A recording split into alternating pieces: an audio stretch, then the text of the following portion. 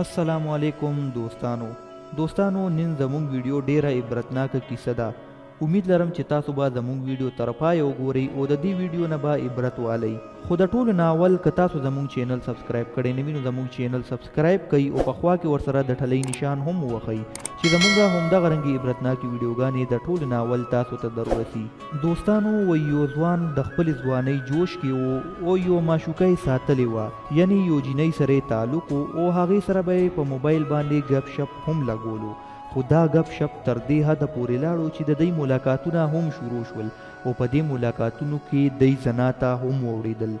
دغه زنا به دوی تر دې حده پورې کوله چې د جینۍ به خېټه راوپړسېده. نو دې ځوان ته دا هیڅ مسله نه ښکارېده ځکه چې د ده یو ملګری او هغه ډاکټر و. ده به د هغه نه دوی راواغسته او خپلې معشوقې له بې ورکه او د هغې ماشوم به پې ضایع کړو او هغې به الټۍ وکړي او د هغې به دا مسله حل شوه. همدغه رنګې څو ځل دا رنګې وشول. یوه ورځ دا ځوان خپل کور ته راغو. چې کور ته راننوتو نو مور ورته ویل چې زویه د خور د ډیر زیات طبیعت خراب دی او دا زر ډاکټر ته ورسوه چې په وخت باندې علاج وشي او نوره څه مسله ترې نه جوړه نه شي. ورور خپل مور ته وکتل او مور ته ویل چې مورې څه بیماره ده، زما یو ملګری هم شته دی، زه به هغه ته ووایم او دوا به ترېنه وله راوالمه. مورې لور ته وکتل او ورته وویل چې زویه هیڅ پته نه ده چې څه مسله ده، خو ته د خپلې خور نه په خپله تپوس وکړه چې هغې ته څه مسله ده. خو د سهاره راسې الټۍ کوي، پته نه لګي چې څه مسله ده.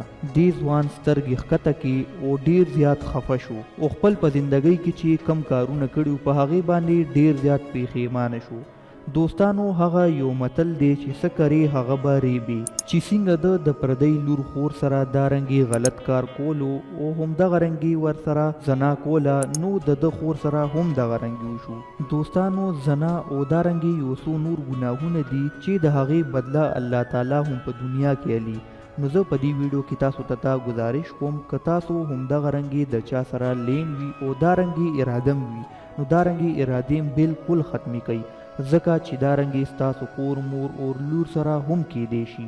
نو دوستانو نن زموږ ویډیو تر دې پورې وه. امید لرم چې ستاسو به زموږ دا ویډیو خوښه شوي. که ستاسو زموږ دا ویډیو خوښه شوي نو زموږ دا ویډیو لایک کوئ او زموږ چینل در سره سبسکرایب کوئ او زموږ دا ویډیو نور ملګرو سره هم شیر کوئ چې هغوی هم د دې نه عبرت والي او دا رنګې کارونه ونه کړي. راتلونکي ویډیو پورې د الله په امان.